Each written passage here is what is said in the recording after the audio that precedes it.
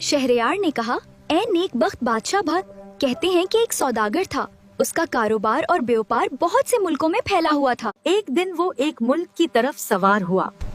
جب گرمی تیز ہونے لگی تو وہ ایک درخت کے نیچے بیٹھ گیا۔ اپنی جیب سے ایک روٹی کا ٹکڑا اور ایک کھجور نکالی اور انہیں کھانا شروع کر دیا۔ جب کھانے سے فارغ ہوا تو اس نے گٹھلی پھینک دی۔ اب کیا دیکھتا ہے، ایک دیو سامنے آ کر کھڑا ہو گیا، لمبا ننگی تلوار پکڑے ہوئے۔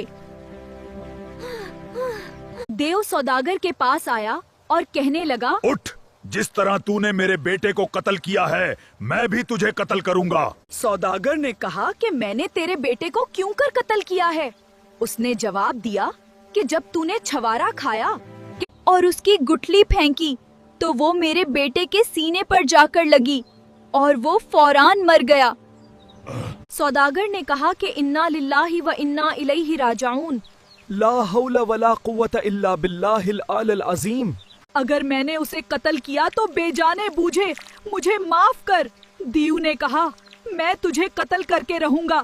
یہ کہہ کر اس نے سوداگر کو پکڑ کر کھینچا اور اسے زمین پر پٹخ دیا اور تلوار کھینچ لی کہ اس پر وار کرے۔ میں اپنا معاملہ خدا کے سپرد کرتا ہوں۔ دنیا میں دو ہی دن ہیں، ایک آرام کا، ایک تکلیف کا۔ زندگی کے دو حصے ہیں، ایک صاف، ایک گدلا۔ سوداگر نے کہا کہ اے دیو، تجھے معلوم ہونا چاہیے کہ میرے اوپر قرضہ بھی ہے اور میرے پاس بہت مال بھی ہے۔ میری بیوی ہے اور بچے اور میرے پاس لوگوں کی امانتیں ہیں۔ مجھے گھر جانے دے تاکہ میں سارا حساب بے باک کر سکوں اور ٹھیک 1 سال بعد میں تیرے پاس واپس آ جاؤں گا۔ سوداگر اپنے شہر میں واپس آیا اور تمام تعلقات منقطع کیے اور حق والوں کو ان کے حقوق دیے۔ اور بیوی بچوں کو سارے واقعات سنائے اور سال کے آخر تک ان کے ساتھ رہا۔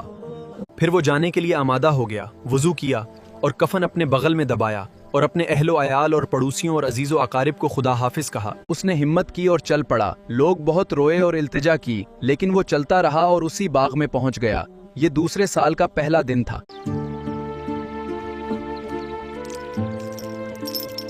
سلام۔ کیا؟ کہا کہ تو اس جگہ اکیلا کیوں بیٹھا ہوا ہے؟ یہاں تو جنات رہتے ہیں۔